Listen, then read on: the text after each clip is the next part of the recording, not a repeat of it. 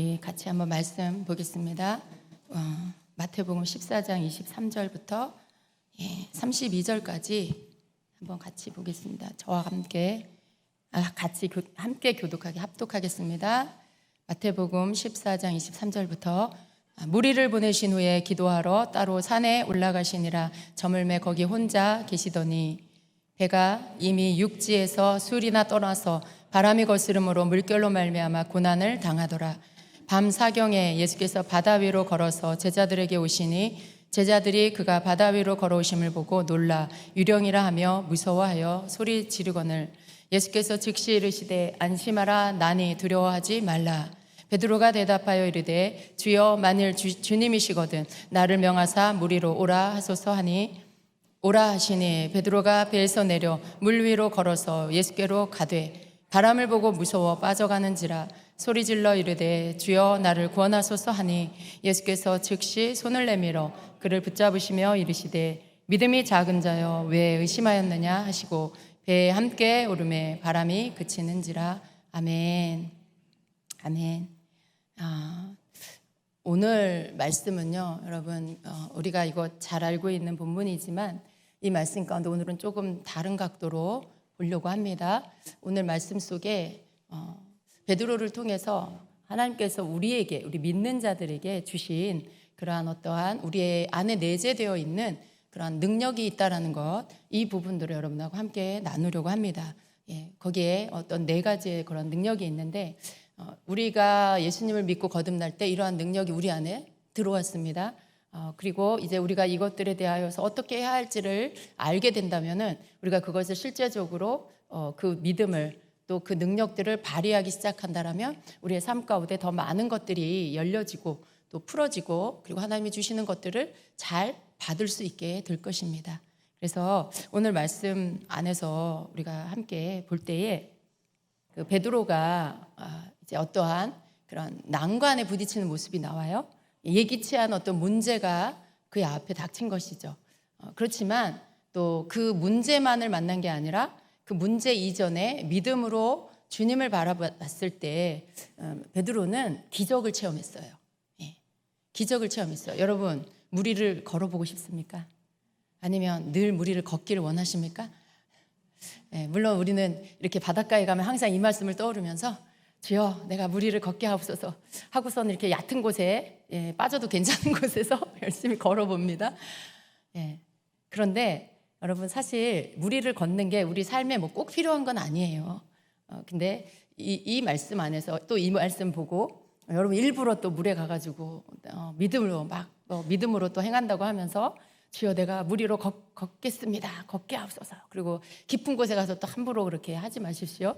주님이 하라 하실 때 또 주님이 필요할 때 기적은 필요할 때 주시는 거예요.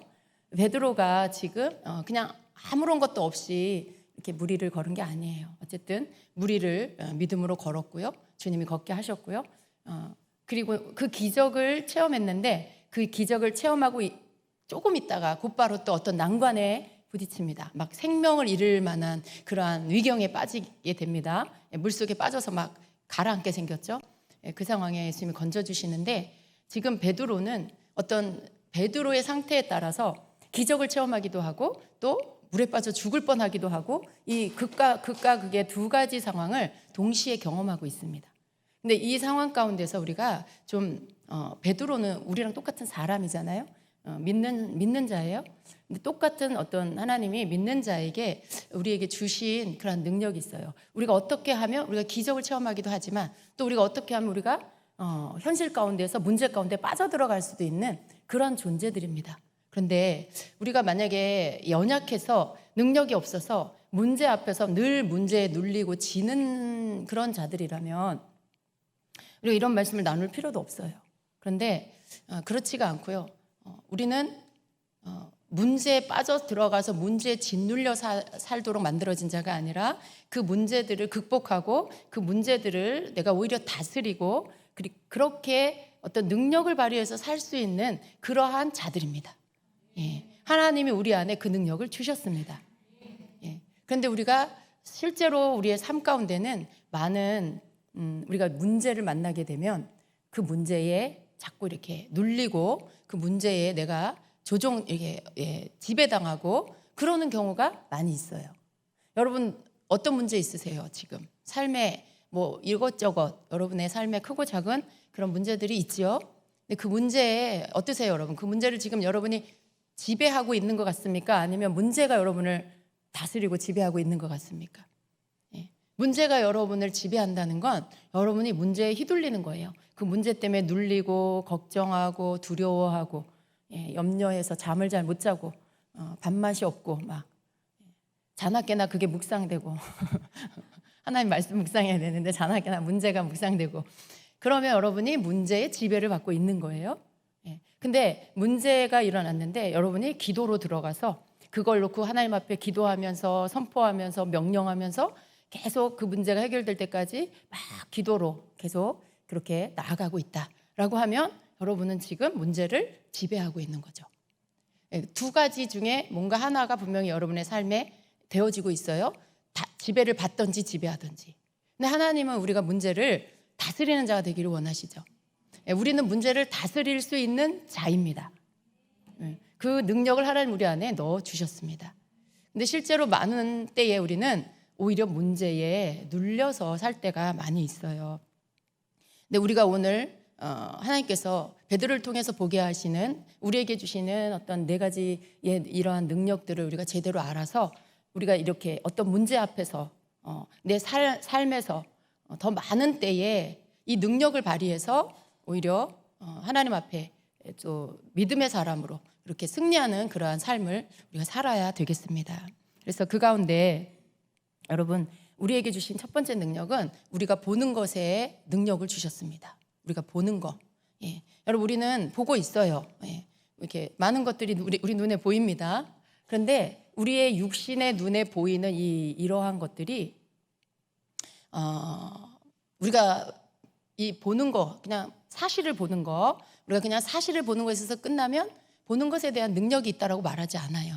그건 그냥 시력이 좋은 거고 눈이 건강한 거예요. 근데 주님이 우리에게 주시는 보는 것에 대한 능력은 우리의 영의 눈으로 보고 믿음의 눈으로 보는 것을 말씀합니다. 보는 것에 대한 능력.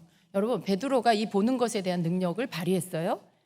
베드로가 지금 본문에 보니까 밤에 파도 치는 그 바다 위로 물 위로 걸어오시는 예수님을 베드로가 보게 됩니다. 그런데 그것을 보는 베드로의 반응이요.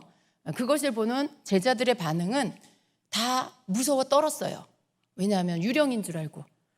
근데 유령 아닌데 자기들이 그냥 유령이라고 생각해요. 사실이 아닌데 자기들이 그냥 유령이라고 생각하고 단정하고 그 다음에 무서워해요. 여러분 가만히 생각해보면 우리가 문제 앞에서 이럴 때가 얼마나 많은지 몰라요. 어떤 문제가 일어났을 때 사실 그 문제는 오라는 크기의 자그마한 문제일 수 있어요.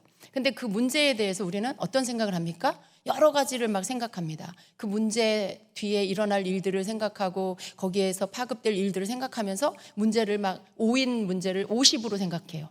그리고선 거기에 눌리고 걱정하고 막 그런 경우가 굉장히 많이 있어요.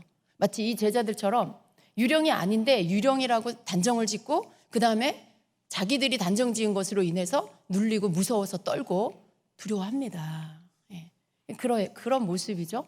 이것이 또 우리의 모습일 때가 많이 있다는 걸 우리는 인정해요. 그렇죠? 그런데 그중에 제자 한 명 베드로는요. 그런 반응을 하지 않습니다. 그때 예수님께서 내니 안심하라 두려워하지 말아라 라고 하시는 주님의 음성이 들렸어요. 그랬을 때 베드로는요. 그 예수님을 향해서 뭐 예수님인지 막 확인을 하고 기다려서 진짜 맞나? 유령 아니야? 막 이런 게 아니라 주님의 음성을 딱 들었을 때 주님인 줄 알았어요. 그랬을 때 베드로는 주시거든 그러면 나로 명하여서 오라 하십시오 라는 거예요. 지금 예수님이 물 위에 계시는데 그런데 나로 오라 하십시오. 그러면 나를 물 위로 걸어오라 라고 말씀해 달라는 거죠.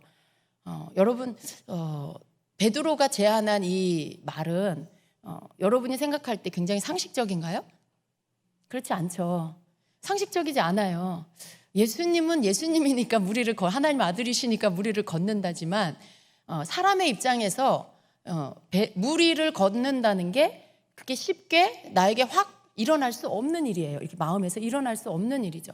그런데 베드로는 그러한 상식을 깨고 예수님을 바라보면서 나도 걷고 싶다.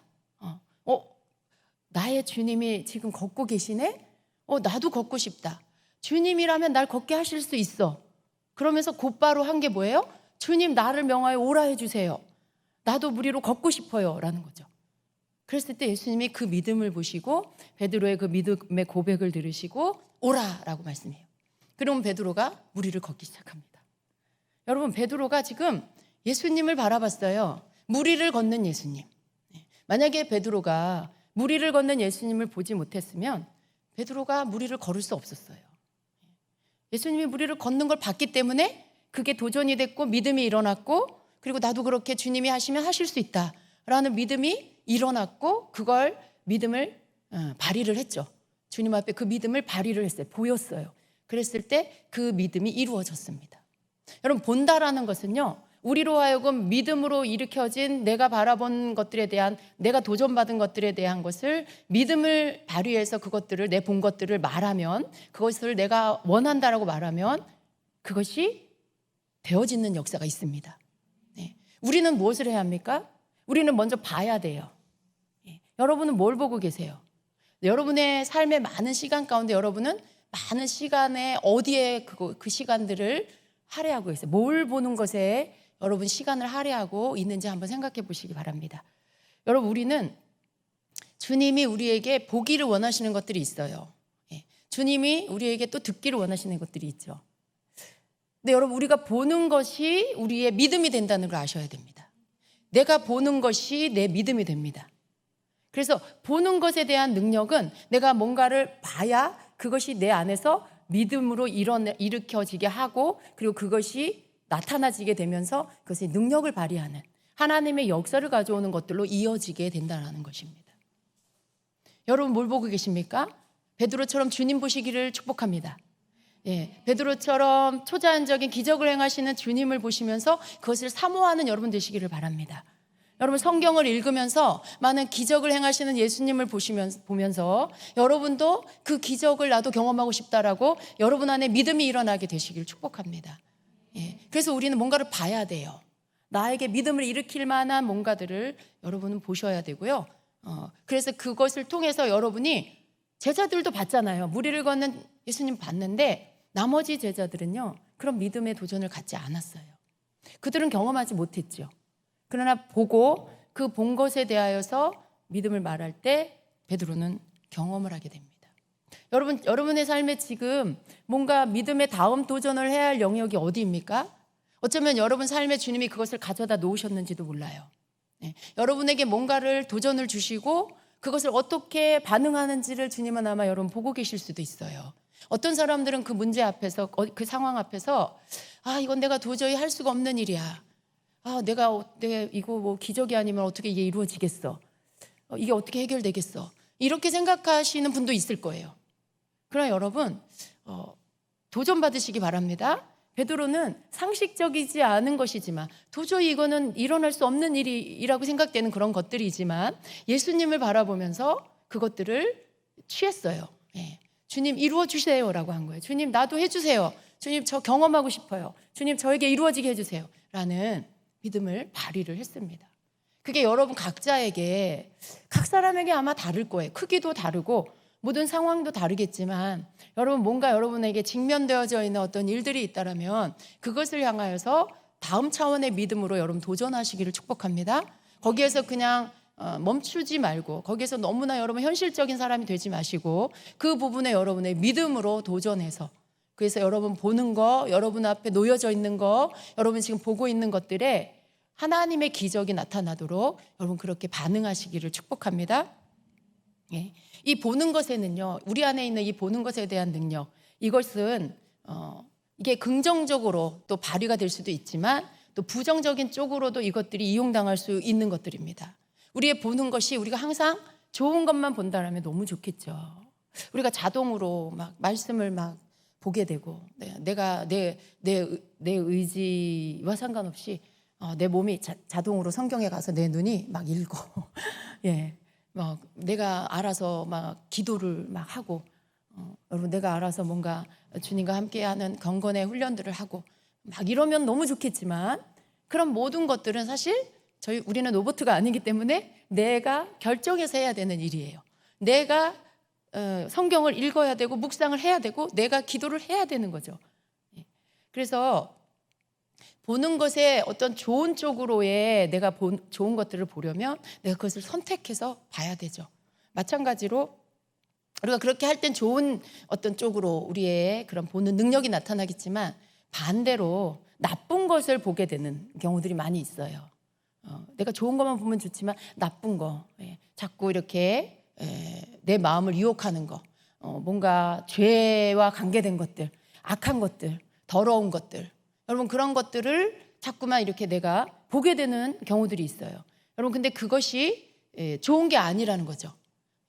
뭐 이게 죄가 아닌데 이거 본다고 뭐 죄겠어? 여러분 어쩌면 그거 자체가 죄인 것도 있지만 죄가 아닌 것도 있을 수 있어요. 그런데 문제는 뭐냐면 그러한 것들로 인하여서 내가 하나님께로 가까이 가고 하나님과 내가 더 교통하고 밀접해지는 이러한 부분들이 점점 멀어질 수 있어요. 그냥 내가 습관적으로 예를 들어 TV를 너무 많이 본다. 내가 습관적으로 핸드폰에 게임을 너무 많이 한다. 뭐 다른 걸 너무 많이 한다. 이러면 그거 자체는 무슨 죄는 아니죠. TV 보는 게 죄는 아니죠.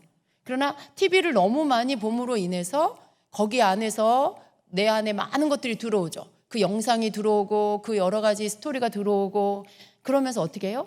기도할 때 생각나고 예배 드릴 때 생각나고 방해가 돼요. 자꾸만 방해가 돼요. 그리고 시간이 많이 허비가 되죠. 그러한 것들로 인해서 내가 어떤 믿음이 작동되거나 주님 앞에 집중한다거나 이런 것들에 방해를 받게 돼요.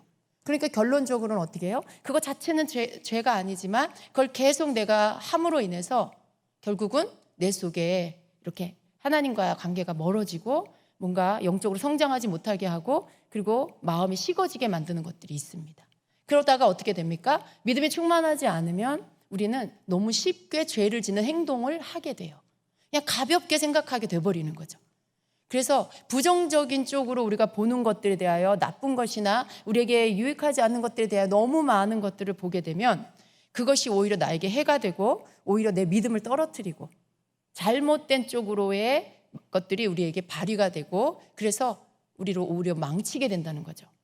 사단은 이것을 아주 에덴 동산에서부터 이것을 아주 잘 이용하고 있습니다. 교묘하게. 보는 것에 대한 능력, 우리가 보는 것으로 인해서 하나님 앞에 능력을 발휘할 수 있다는 걸 마귀는 알고 있었어요. 그래서 에덴 동산에서 하와는요 계속 선악과를 쳐다봤어요. 와, 저게 뭔데 하나님 못 먹게 하셨지? 왜 다 먹으라고 하셨는데 왜 저거는 먹지 말라고 하시지? 저게 도대체 뭘까? 참 저게 참 궁금하다. 아마 뭐 하루에도 몇 번씩 그걸 쳐다봤을 것 같아요. 근데 여러분 그런 어떤 틈을 내줬을 때 마귀는 뱀에게 들어가서 하와에게 다가와요. 그리고는 유혹하기 시작합니다. 그 보는 것을 가지고 유혹하기 시작해요. 그게 뭐예요? 하와의 약한 부분이에요. 그게 뭔지 궁금하고 그게 자꾸 이렇게 뭔가 마음을 나를 끌어요. 선악과가 자꾸 나의 마음을 끌어요. 여러분 내가 뭔가 끌리면 그 부분이 내가 약한 부분이에요. 자꾸 하나님과 관계없고 하나님 하지 말란 건데 내가 자꾸 뭐가 마음에서 끌린다. 내가 그 부분이 약한 거예요. 그리고 마귀는 반드시 그 부분을 통해서 나를 공격합니다. 나를 유혹해요. 그래서 하와는 자꾸 그러다 보니까 마귀가 와서 그 부분을 가지고 공격을 하고 유혹을 하고 야 하나님이 저거 먹지 말라고 하시디? 저거 먹으면 죽는다고 하시디? 이렇게 던져요. 그런데 아니 죽지는 않고 죽을까 하노라 하신다 그랬어. 정령 죽으리라 하셨는데 그냥 죽을까 죽을지도 몰라라고 하셨다는 거예요. 너무 다르죠? 말씀하고는 너무 다르죠? 그러니까 거기에 마귀가 덫을 놓습니다. 그리고 하와는 거기에 걸려들어요. 그 보는 것, 이 보는 것에 대해서 하나님이 금하신 것들을 보기 시작할 때 결국 그 끝이 어떻게 됐어요? 죄를 범하게 유혹을 받게 되고 그리고 하나님 하지 말라는 것을 행하는 불순종의 죄를 범하게 되고 결국 하나님 관계가 끊어져 버려요. 그러니까 보는 것에 대한 능력이 믿음 쪽으로 좋은 쪽으로 발휘가 되면 그건 굉장한 하나님의 기적을 경험하는 데까지 가지만 반대로 부정적이고 하나님이 하지 말라는 것에 안 좋은 것들을 우리가 자꾸 보게 됐을 때는 결국은 이러한 결과들이 나오는 것이죠. 죄를 범하게 되고 하나님과 끊어지는 이러한 일들이 결과적으로 오게 됩니다. 마귀는 목적이 뭐예요? 우리로 하여금 자꾸 하나님이 금하는 것들, 하나님과 멀어지게 하는 것들을 자꾸 보게 해요. 아무것도 아니에요, 처음에는. 여러분, 처음에는 그거 하나 본다고 내가 잘못되겠어? 나는 예수 그리스도의 보혈로 씻음 받은 자인데 내가 이거 하나 본다고 내가 더러워지겠어? 그렇게 생각하죠. 그리고 이렇게 생각해요. 내가 오늘 교회 가서 기도하고 은혜 받고 왔는데 내가 이거 하나 못 내기겠어? 이런 생각을 해요. 그리고는 그걸 접하기 시작하죠. 근데 여러분, 아주 작은 바늘구멍만한 틈 하나를 내가 받아들이고 허용함으로 인해서 이제 그것이 내가 내 눈에 들어와요. 보기 시작하면요, 그게 내 눈을 타고 들어와서 내 생각 가운데 자리를 잡습니다. 생각이 나는 거죠. 생각이 나고 또 하게 되고, 생각이 나고 또 하게 되고. 여러분, 그럴 때 마귀는요, 한꺼번에 여러분을 무너뜨리지 않아요. 마귀는 아주 야금야금 조금씩 땅 따먹게 하듯이 사람의 마음과 생각을 훔쳐갑니다. 거기에 이렇게 중독되게, 나중에 중독되게 하죠. 조금씩 그것이 쇠뇌되게 만들고 물들게 만들어서 나중에 중독되게 만들고 나중에 끊어지지 못하게 만드는 거예요. 보는 걸 통해서. 그래서 결국은 마귀는 그 영혼을 낚아채서 죄 가운데 빠지고 타락하게 만들고 그리고 지옥에 가게 만드는 게 목적입니다. 근데 그 시작이 보게 하는 것. 에덴 동산에서 하와에게 했던 것처럼 자꾸 보게 해서 결국 죄를 짓게 만들고 넘어지게 만드는 것. 여러분, 우리가 보는 것에 대한 능력을 하나님 주셨는데 그 보는 능력을 믿음으로 잘 발휘했을 때, 그리고 잘못된 쪽으로 발휘를 했을 때 이렇게 아주 극단적인 결과들이 주어지게 된다는 거예요. 그래서 이러한 부분들에 우리는 보는 것을 조심해야 합니다. 마태복음 6장 22절 23절에는요. 눈은 몸의 등불이니 그러므로 내 눈이 성하면 온몸이 밝을 것이요 내 눈이 나쁘면 온몸이 어두울 것이니 라고 말씀해요. 우리의 눈이 밝으면, 우리의 눈이 성하면 내 온몸이 밝을 거라고 말씀해요. 내 눈이 나쁘면, 여기서 나쁘고 성하고 이 말은 무슨 육체적인 눈, 시력을 말하는 게 아닙니다. 여러분, 여기에서 말하는 것은 언제나 성경은요, 영적인 부분에 내 보는 것, 이게 먼저예요. 그래서 내 눈이, 물론 내 육이 보지만요, 내 육이 보는 것으로 인해서 결국 내 영혼이 타격을 받는 거죠. 그래서 결국 내 영적인 눈이 어두워져 버리는 거예요. 내가 육의 눈으로 보지만 그게 들어와서 내 영적인 눈을 어둡게 만들어요. 내 영적인 눈이 어두워진다는 건 곧 내 온몸이 어두워진다라고 말씀하고 있는 거죠. 그렇지만 내 눈이 밝으면, 내 눈이 성하면이라고 되어 있죠. 내 눈이 성하면, 내 눈이 좋은 것을 보고 바른 것을 보게 되면 어떻게 된다고요? 내 온몸이 밝을 것이요. 내 몸에, 내 모든 안과 바퀴, 내 영혼과 모든 내 삶이 밝게 빛으로 가득 차게 된다는 말씀이죠. 그래서 우리가 이 보는 것에 대해서 성경에서는 보는 것 하나로 내 온 영역이 밝게 빛으로 가득 찰 수도 있고, 내가 보는 게 잘못되면 그 보는 것으로 인해서 내가 완전히 어두움이 덮여버릴 수가 있다는 것을 말씀하고 있어요. 우리가 보는 게 굉장히 중요하다는 것을 가르쳐 줍니다. 우리가 보는 것에 우리도 모르는 사이에 지배를 받게 돼 있어요. 왜냐하면 이 보는 것들이 내 안에 들어와서 내 생각을 주장해요. 내 생각에 담겨져요. 여러분 본 거, 여러분 안에 생각 떠오르죠? 이게 굉장히 무서운 게 뭐냐면, 뭔가 영상으로 우리가 시청각으로 눈으로 보면서 듣잖아요. 그러면 이게 우리 안에 각인이 돼버려요. 이 영상이 찍혀버려요, 우리 안에. 그래서 영상이 떠올라 버려요. 뭔가를 우리가 영적인 것들 하려고 할 때 영상이 떠올라 버려요, 우리가 본 것들이. 그래서 성령의 흐름을 타고 내가 가려고 해도 영상이 떠올라서 그게 끊어져 버려요. 내가 본 것들이 하나씩 이렇게 일어나요. 이렇게 영상이 이렇게 누워 있다가 영상이 일어나요, 여러분. 예전에 여러분 그 테트리스라는 게임 아시죠? 그 게임을 너무 많이 하면요, 기도하는데 테트리스 그 막대들이 막 내려와요. 정말 그래요, 여러분. 그러니까 이것들을 끊어내 버리지 않으면요, 끊임없이 그게 우리를 방해한다는 거죠. 그러니까 내가 뭔가를 보고 그러면 그게 나에게 영향을 주고 나를 지배하는, 그게 내 생각 가운데 찍혀버려요. 보는 건 굉장히 강력한 영향력이 있어요. 눈과 귀로 듣고 눈으로 보는 건 내가 그냥 듣기만 하는 것에 훨씬 더 많은 어떤 그런 이 영향력을 우리에게 줍니다. 그래서 그것이 우리의 마음과 생각에 들어와서 담깁니다. 여러분, 내 생각 가운데 뭔가가 들어오면 그게 내 마음에 담겨요. 예. 그러면 그것이 뭐가 됐든지 간에 나에게 영향을 주고 내 안에 쌓이는 것입니다. 내가 좋은 것을 보면요, 내가 말씀을 보고 말씀을 묵상하고 말씀을 깨달은 것들이 내가 내 안에 들어와서 내 안에 생각에 담기면 선한 것이 내 안에 계속 쌓이는 거예요. 선한 것이 내 안에 담기는 거예요. 그러면 여러분, 나에게서 뭐가 나와요? 내 안에 쌓인 게 나와요. 내 안에 선을 쌓으면 선이 나오고 악한 것을 쌓으면 악이 나온다 그랬어요. 내 안에 쌓인 게 나오기 시작해요. 근데 내가 나쁜 거, 악한 거, 안 좋은 거 막 이런 것들을 계속 눈으로 보고 그것이 내 안에 들어와서 쌓이면 그 악한 것이 내 안에서 나옵니다.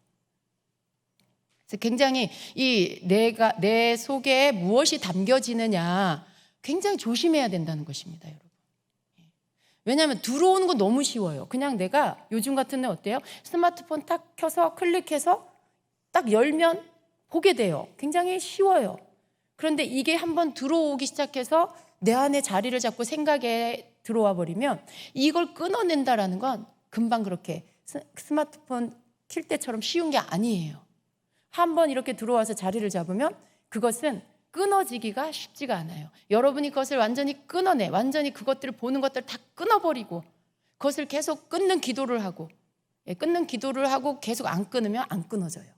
아무리 예수 이름으로 선포를 해도요, 여러분이 선포하고 계속 보면 안 끊어져요. 근데 끊는 기도를 하고 이것을 보는 걸 멈춰버리면 끊어집니다. 그래서 이러한 것들이 우리에게 이렇게 영향을 준다라는 걸 알아야 합니다.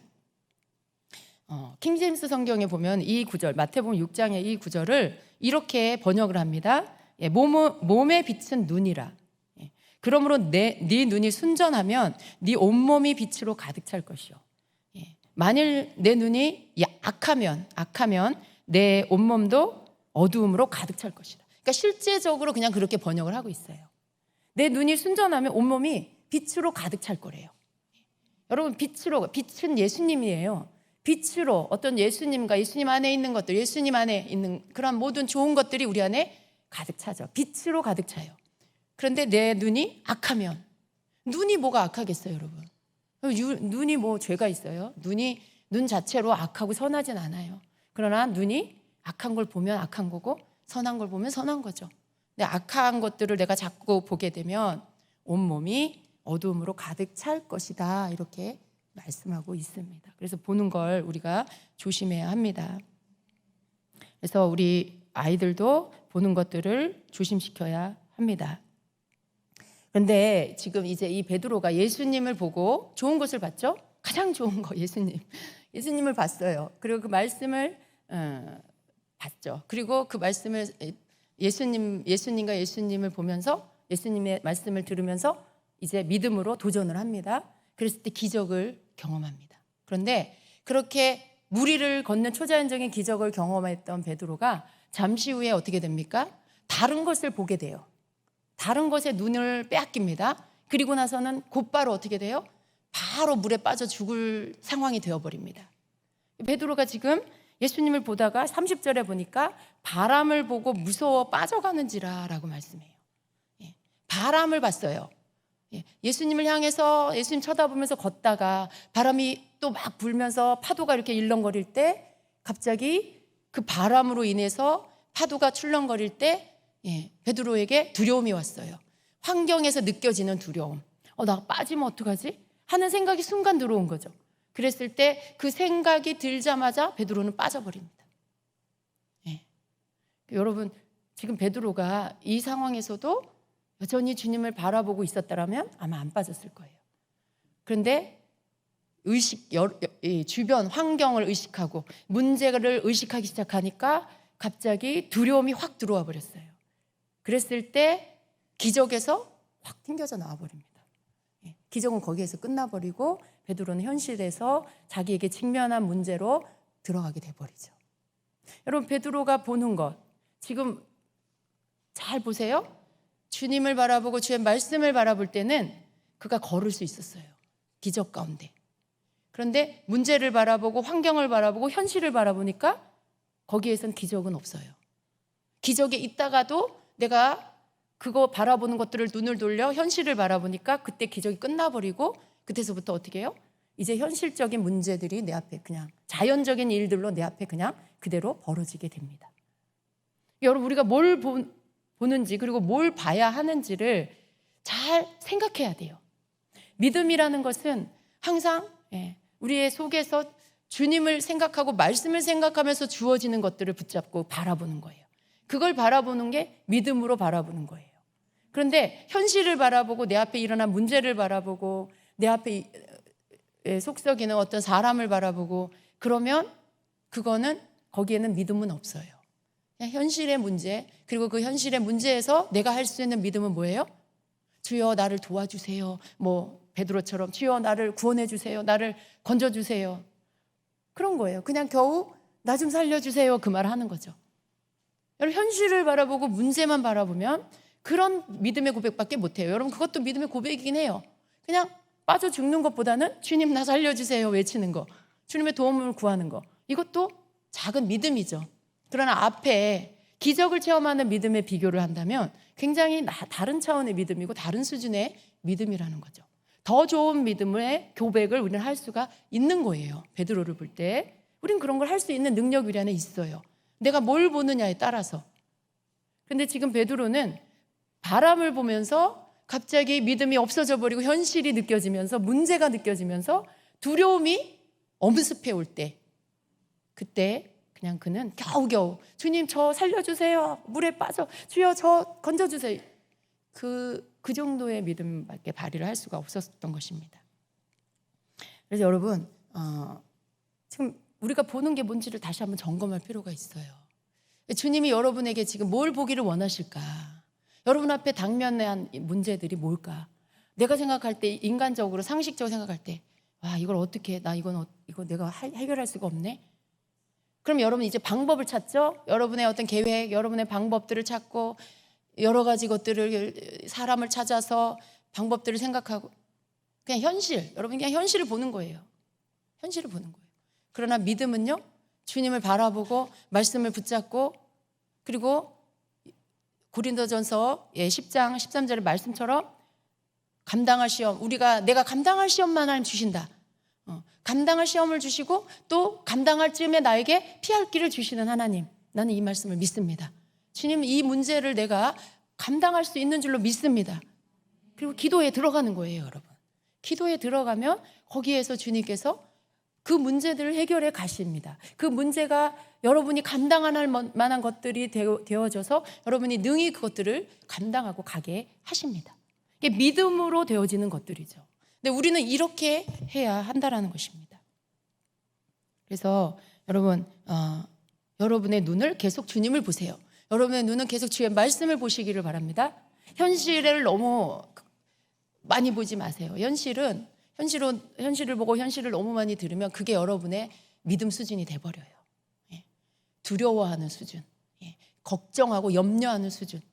아직 되어지지 않았는데, 아직 뭐가 그렇게 나쁜 게 아닌데 이미 나쁜 걸로 단정 지어버리는 그러한 수준의 믿음. 유령 아닌데 유령이라고 단정하는 믿음, 그 수준밖에 안 돼요. 그러니까 여러분, 내가 무엇을 보고 있느냐라는 것들을 여러분 잘 점검하시고, 정말 나에게 믿음을 도전하고 일으키는 그런 것들을 여러분 끊임없이 계속해서 보게 되시기를 축복합니다. 주님께서 우리에게 주신 눈과 귀는 우리가 주님이 우리에게 보아야 할 것들을 보고 들어야 할 것들을 들어야만 너가 제대로 살 수 있다는 것을 말씀하시는 거예요. 잠언 20장 12절에는요, 듣는 귀와 보는 눈은 다 여호와께서 지으신 것이라 말씀해요. 하나님께서 우리에게 필요해서 우리에게 눈과 귀를 주셨어요. 그것은 우리의 눈과 귀는 영에도 있다라는 거죠. 영적인 부분에 보는 것들이 있고 듣는 것들이 있다라는 말씀이에요. 우리 육신에 있으면 우리 영에도 다 있는 거죠. 하나님이 지으신 이유가 있는데, 그것은 내가 봐야 할 것들을 보고 들어야 할 것들을 들어야 내가 주는 축복의 삶을 살 수 있다. 네가 건강한 그러한 삶을 살 수가 있다라고 말씀하고 있는 거예요. 그런데 내가 들어야 할 것들을 내가 제대로 듣지 않고 봐야 할 것들을 늘 제대로 안 보고 그냥 그렇게 산다. 우리는 하나님께서 주시는 그러한 삶, 충분한 삶, 충만한 삶을 제대로 살 수가 없어요. 겨우 사는 그런 인생이 될 수가 있어요. 그러나 우리가 하나님이 주신 눈과 귀를 제대로 하나님이 보게 하고 듣게 하신 것들을 잘 듣고 잘 보면 우리의 삶 가운데 하나님 주시는 그러한 것들, 하나님이 마련해 놓으신 그러한 예수 그리스도 안에서 마련해 놓으신 영의 세계 축복들이 우리의 삶 가운데 흘러 들어오게 된다라는 말씀입니다. 그래서 여러분 믿음으로 바라보는 훈련을 하세요. 여러분이 기도를 할 때도 문제를 놓고 기도를 한다. 그러면 문제에 갇혀서 기도하지 마시고 그 문제 밖으로 나오셔서 그 문제를 바라보시면서 그 문제가 해결된 걸 상상하세요. 그 문제가 다 풀어진 걸 상상하세요. 그러면서 그것을 가지고 계속 기도하세요. 영으로 기도하고 방언으로 기도하고 또 여러분이 또 여러분의 기도로 기도하세요. 그것을 그리면서 기도하세요. 그것은 마치 베드로가 예수님께 예수님 나로 명하여 오라 해 주십시오. 아직 그건 굉장히 인간적으로 볼 땐 불가능한 일이잖아요. 근데 그걸 생각하고 그걸 말한 거예요. 여러분의 문제에 도저히 안 될 것 같아. 그래도 여러분 그걸 상상하고 그리면서 그걸 기도를 하시면 그게 여러분이 하나님 앞에 드리는 믿음이 되는 거예요. 주님 이렇게 되게 하실 걸 믿습니다. 여러분이 막 자녀 때문에 힘들다. 여러분 자녀가 말을 안 듣는다. 속 썩인다. 그러면 그 자녀 속 썩이는 것 안에 갇혀서 기도하지 마시고 거기에서 나와서 그 자녀가 믿음으로 변화되고 새롭게 하나님의 변화를 받은 모습을 상상하면서 그걸 될 걸 믿고 기도하세요. 그 자녀를 위해 기도할 때. 그게 믿음으로 그 자녀를 위해서 기도하는 것이 됩니다. 그래서 여러분이 뭐가 됐든지 기도 가운데 여러분이 그게 완성되고 이루어진 것들을 그리면서 그것을 기도할 때 그 여러분의 믿음으로 주님 앞에 기도가 된다라는 거예요. 이렇게 여러분이 믿음의 기도를 훈련할 수가 있습니다. 믿음으로 반응하는 것들. 그래서 여러분 보는 것에 대한 이 부분에 대해서 여러분이 그 능력을 제대로 발휘하는 자가 되시기를 축복합니다. 두 번째는요, 우리의 고백의 능력이 있어요. 우리 고백이라는 우리의 말이에요. 입의 말이에요. 우리가 고백하는 것에 따라서 하나님의 역사가 일어납니다. 내가 고백하는 것의 믿음의 크기가 크면 그 크기에 맞는 하나님의 역사가 나에게 와요. 근데 내가 고백하는 것이 너무 작으면 작은 만큼의 하나님의 역사밖에 못 받아요. 지금 베드로를 보면 베드로는요, 무리를 걸어오시는 예수님을 향해서 어떤 말을 합니까? 입에 다른 제자들이 할 수 없는 그러한 큰 믿음의 고백을 함으로 인해서 베드로도 예수님처럼 걸을 수 있게 돼요. 그걸 베드로가 말했기 때문에 그래요. 다른 제자들은 왜 그 말을 안 했을까요? 믿어지지 않아서 그래요. 무리를 걷는 거, 자기들이 걸을 수 있다는 거를 생각도 못하고 절대 그게 믿어지지 않으니까 입으로 말을 할 수가 없는 거예요. 근데 베드로는요, 속에 그게 바라봐졌고 사모가 됐고 그게 하고 싶어졌어요. 예수님이라면 하실 수 있어. 예수님이라면 능치 못함이 없으셔 라고 하니까 불가능이 가능하다는 생각을 하게 됐고 그걸 입으로 말하게 된 거죠.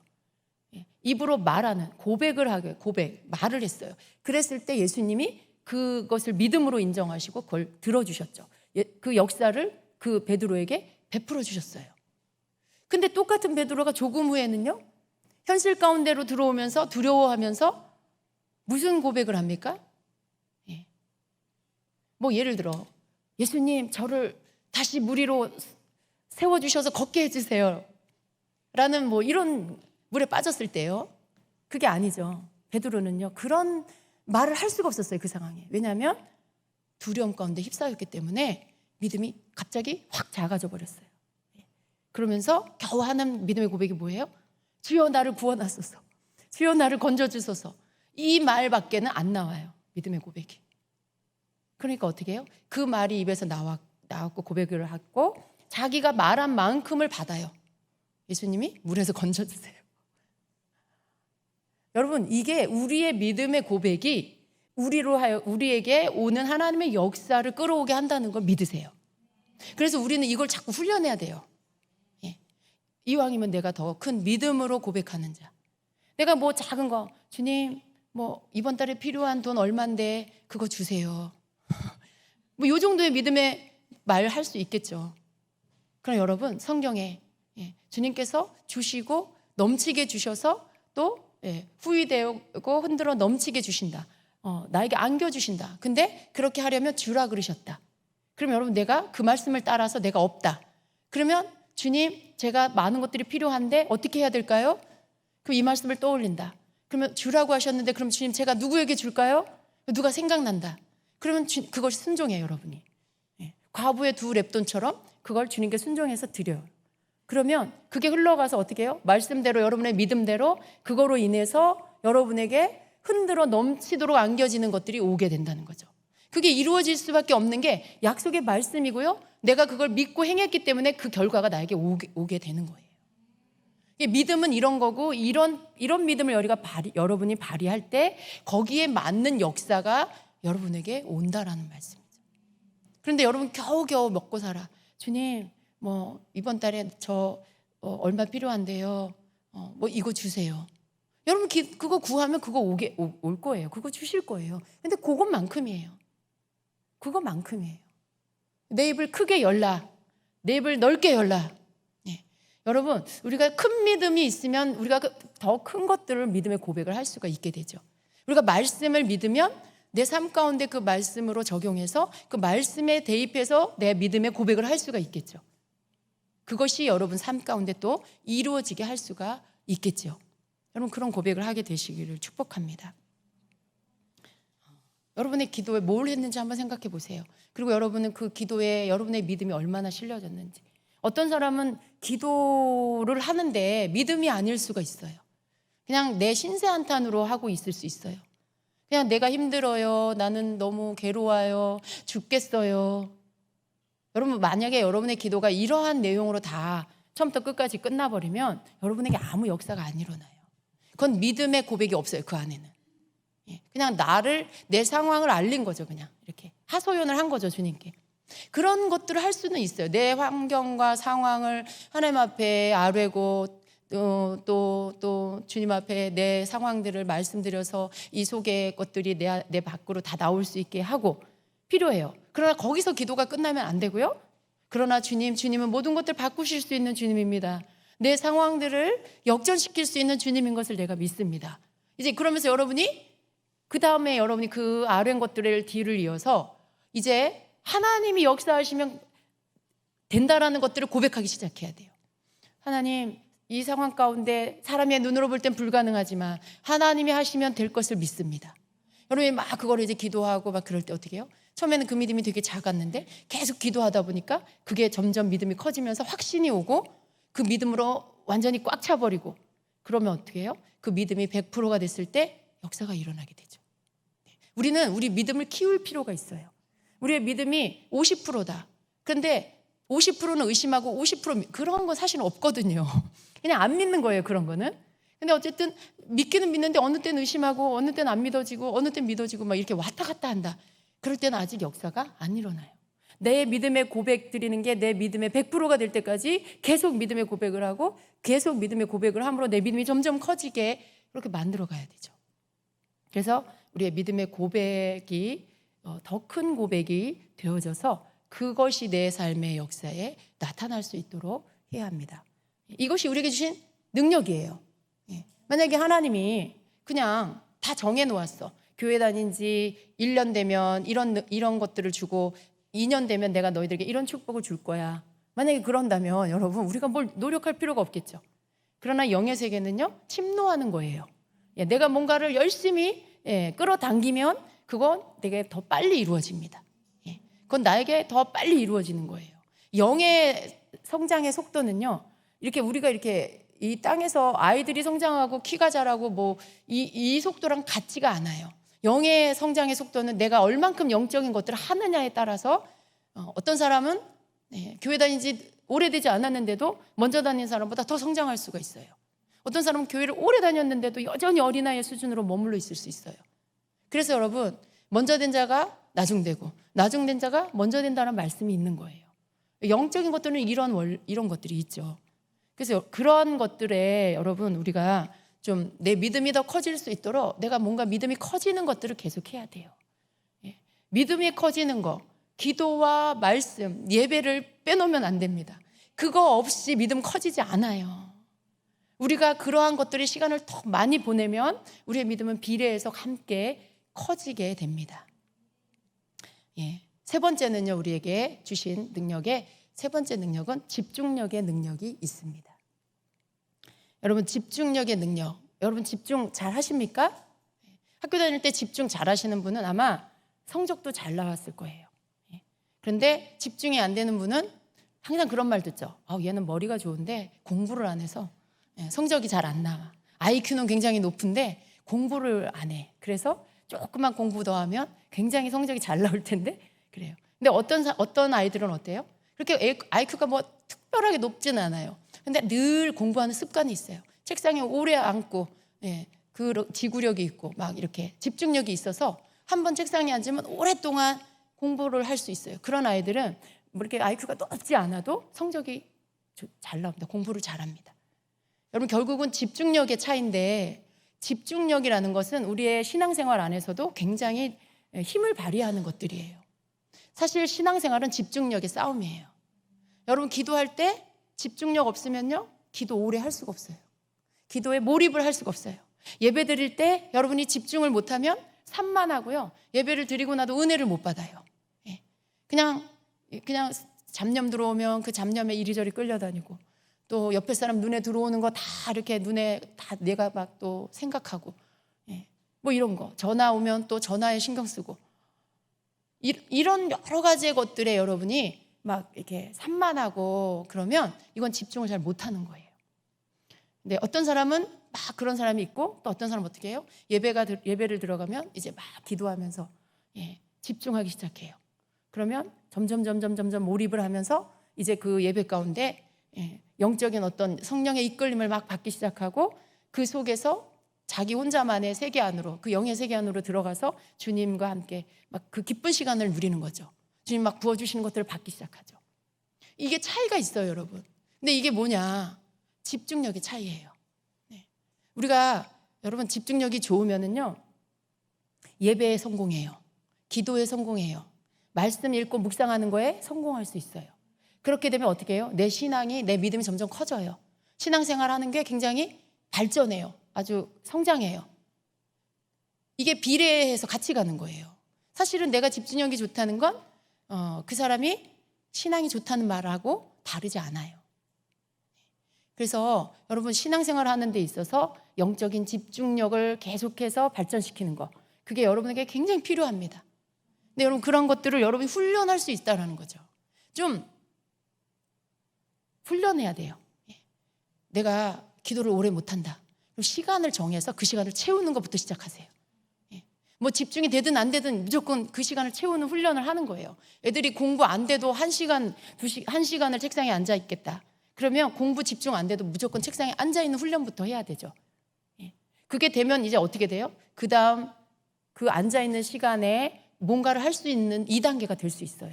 그런 것처럼 기도가 안 돼도 기도의 시간을 정하고 그 시간을 채우는 훈련부터 시작을 하면 거기에서부터 여러분 1단계 집중력에 이제 돌파를 하기 시작하죠.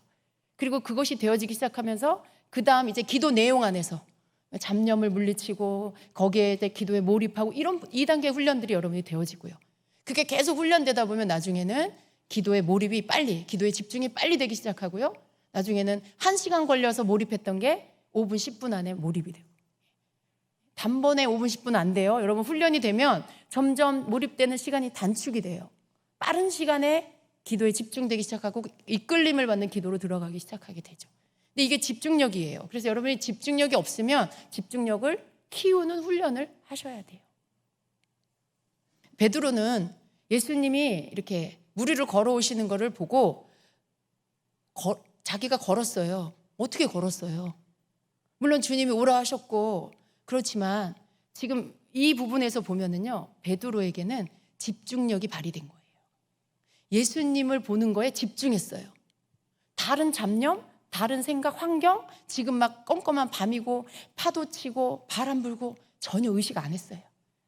그런 것들이 여전히 있는데도 그걸 의식 안 하고 예수님만 딱 보고 집중하고 그랬을 때 무리를 걸었어요. 근데 언제 이게 끝났어요? 집중이 깨졌을 때. 여러분, 베드로의 집중력이 깨졌어요. 언제요? 바람이 갑자기 의식이 됐어요. 바람이 부는 게 의식이 되면서 갑자기 바람을 의식하기 시작하자 두려움이 들어와 버렸어요. 바람이 부네? 나 빠지는 거 아니야? 풍덩 빠지는 거. 이게 여러분 집중력이 깨져버리면 우리의 이렇게 주님께 몰입했던 것들이 깨져버려요. 여러분 중에는 경험하신 분들도 있을 거예요. 내가 막 기도를 해서 몰입을 해서 어떤 영적인 단계로 내 기도가 들어갔어요. 근데 거기에서 뭔가 집중해서 기도를 하다가도 어느 순간 어떤 생각이 훅 또 들어올 수 있어요. 아니면 갑자기 옆에 의식이 될 수 있어요. 그때 여러분이 거기에 의식을 빼앗겨 버리면, 그리고 그 생각을 받아들여 버리면 여러분의 몰입된 것들은 그 순간에 깨져버려요. 다시 여러분 현실이 의식이 되고 주님이 안 느껴지고 그냥 옆에 것들이 다 지금 눈에 들어오고 귀에 들어오고 그래요. 집중이라는 건 그런 거죠. 그리고 집중을 하고 그다음 그 집중의 상태를 오래 갖고 갈 수 있도록 해야 합니다. 어떤 사람은 잠깐 집중은 해요. 근데 오래는 못 가는 이런 경우도 있죠. 근데 이게 오래 집중이 간다라면 더 좋은 거죠. 이런 것들을 우리가 또 훈련을 해야 합니다. 집중이 잘 될 때 예배가 잘 되고 기도가 잘 되고 말씀 읽는 게 잘 돼요. 영적인 경건의 모든 훈련들이 잘 됩니다. 여러분, 우리가 방언 기도를 많이 하면 이 집중되는 것들이 훈련이 잘 됩니다. 왜냐하면 방언 기도는요, 내 혼을 잠잠케 하고 내 영을 활발하게 하는 거예요. 그러니까 집중한다는 건 내 혼을 힘을 빼게 만들어 버리는 거예요. 베드로가 혼적인 의식 안에 있었으면요, 바람 의식하고 파도 의식하고 다 하죠.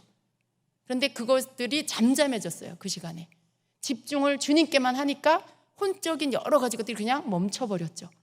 그랬을 때 할 수 있었어요.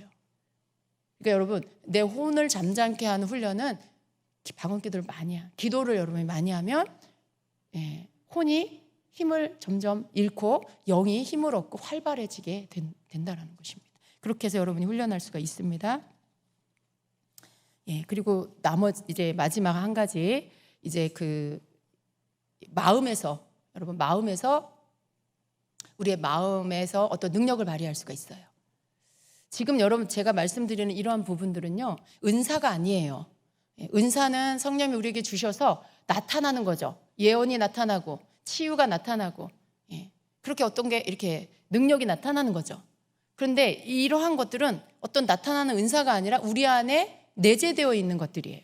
그것을 우리가 알고 이것을 우리가 발휘해서 사용할 때 능력이 되는 거죠. 능력이 나타나는 거죠. 그러니까 이미 어떤 것들을 우리에게 장착시켜 주셨는데 내가 그것을 활용해야 된다는 거예요. 발휘를 할 때 그게 나에게 능력으로 나타나서 내게 축복을 가져온다라는 거죠. 그래서 마음을 통해서 우리가 능력을 발휘할 수가 있는데, 여러분, 이 베드로는요, 예수님을 바라볼 때 굉장히 담대한 마음을 가졌어요. 그러니까 그 담대한 마음 안에서, 믿음의 마음은 언제나 담대한 마음이에요. 믿음이 작동되니까 담대한 마음이 생기고, 그러니까 어떻게 해요? 구할 수도 없는 것들을 구하고 그걸 경험합니다. 그 담대한 마음에서 이 마음이 가는 쪽으로 자기가 가고, 그리고 그 마음으로 인한 결과를 얻게 되죠. 근데 조금 있다 어떻게 돼요? 베드로에게 들어온 마음이 뭐예요? 두려운 마음이에요. 두려운 마음이 들어오니까 갑자기 마음이 쫄아들고 두렵고 무섭고, 그러니까 물에 빠지고. 여러분, 근데 이 마음 결정하는 거 누가 하는 걸까요? 내가 하는 거죠. 내가 하는 거예요. 내 마음은요, 내 마음 먹기 달려 있어요. 누가 내 마음을 정해주는 게 아니에요. 내가 믿어야 되겠다, 나는 믿겠습니다 하면 내가 믿는 거고요. 나는 못 믿겠어, 의심이 자꾸 들어, 그러면 못 믿는 거예요. 그 신앙의 마음을 갖는 거죠. 그러니까 내 마음은 내가 마음 먹기에 달렸는데 그 마음을 내가 결정하는 거예요. 어떤 마음을 가질 거냐는 거죠. 어떤 마음을 가질 거냐. 베드로가 담대한 마음을 가졌다가도 두려운 마음이 들어왔을 때 그 마음을 그냥 그 마음 받아들이고 덮여버렸어요. 여러분, 우리도 그럴 때가 너무 많잖아요. 담대한 마음을 가졌다가도 또 현실 가운데 어떤 상황이 닥치면 두려운 마음으로 확 내가 덮일 수가 있어요. 그러나 그러한 경우에도 여전히 믿음의 싸움을 싸우면서 그 마음을 물리치고 내가 믿음의 마음, 담대한 마음을 유지할 수 있도록 하는 게 필요합니다. 근데 그걸 누가 하냐? 내가 하는 거라는 거죠. 내가 그런 마음을 먹겠다고 하면 내가 그 마음을 먹을 수 있는 거. 그래서 우리가 그 마음을 갖기를 또 훈련해야 돼요. 여러분 이게 다 연결이 되어 있는데요. 사실은 믿음의 마음도 그리고 좋은 것을 보고자 하는 마음도 생각도 그리고 또 집중할 수 있는 능력도 그리고 마음의 능력도 다 어디서 옵니까?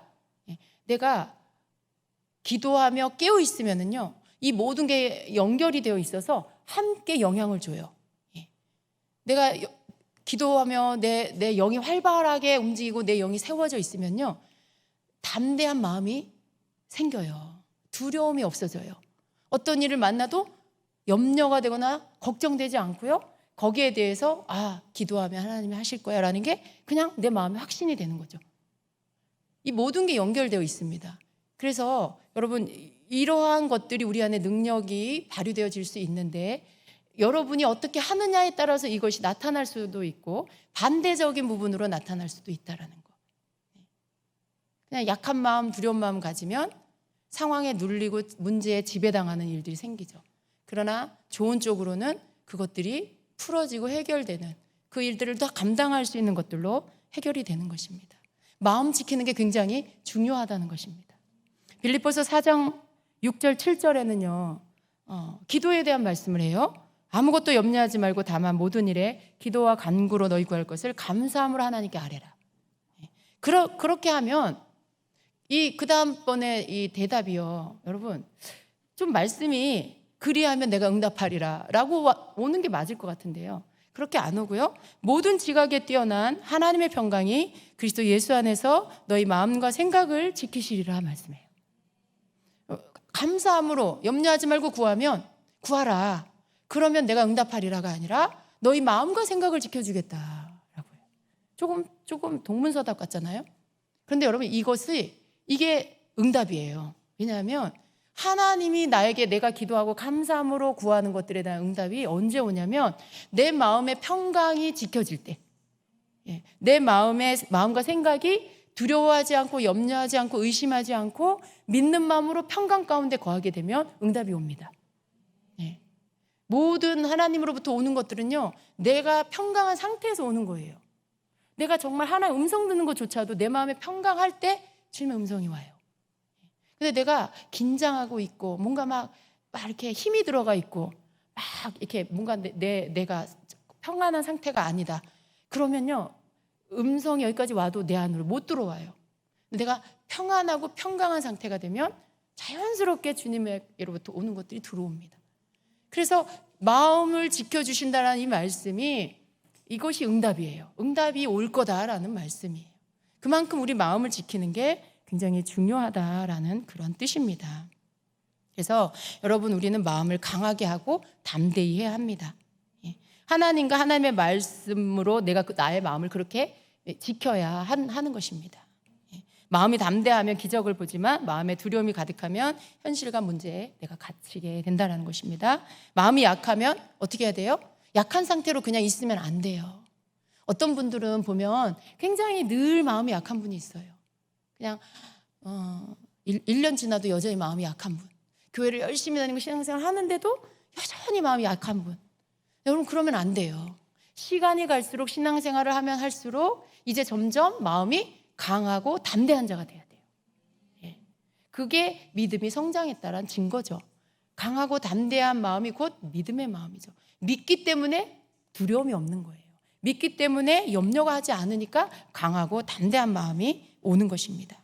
그래서 여러분 마음이 약한 자는요 소리 내서 하는 기도를 많이 하세요. 통성으로 하는 이 소리 내서 하는 기도, 이것을 여러분 많이 하시면 심령이 되게 강해집니다. 강하게 나를 훈련해야 합니다. 그것이 여러분에게 필요해요. 그래서 그런 분들은 이렇게 묵상기도, 조용히 속으로 하는 기도 이런 거 말고 소리를 내서 하는 기도를 많이 하셔야 돼요. 그래서 여러분 오늘 4가지 보는 것에서 오는 능력, 그리고 믿음의 고백, 말을 통해서 오는 능력, 그리고 3번째 집중의 능력, 그리고 4번째 마음으로부터 생각으로부터 오는 능력, 이 부분들을 여러분의 것으로 취하시고 여러분 이런 것들을 훈련해 가시고 그래서 이러한 부분에서 여러분을 안에서 능력이 발휘되어져서 하나님께서 여러분의 신앙생활 가운데 더 많은 주시는 것들을 축복으로 받는 여러분 되시길 축복합니다. 아멘. 같이 기도하겠습니다. 우리 이 시간에 같이 통성으로 기도합니다. 하나님 앞에 주여 내 안에 이러한 능력 주심을 감사합니다. 내가 모든 때마다 이 능력을 잘 발휘할 수 있게 도와주시옵소서. 주님 하고 여러분이 이제 여러분 삶에서 말씀을 들으면서 능력을 발휘하지 못한 영역들이 있다라면 그 부분에 대해서 기도하세요. 이제는 바꾸어서 믿음의 고백도 바꾸시고 보는 것에 대한 선택도 바꾸겠다고 하시고 그런 여러 가지들 여러분이 주님 앞에 기도하시기 바랍니다. 함께 기도합니다.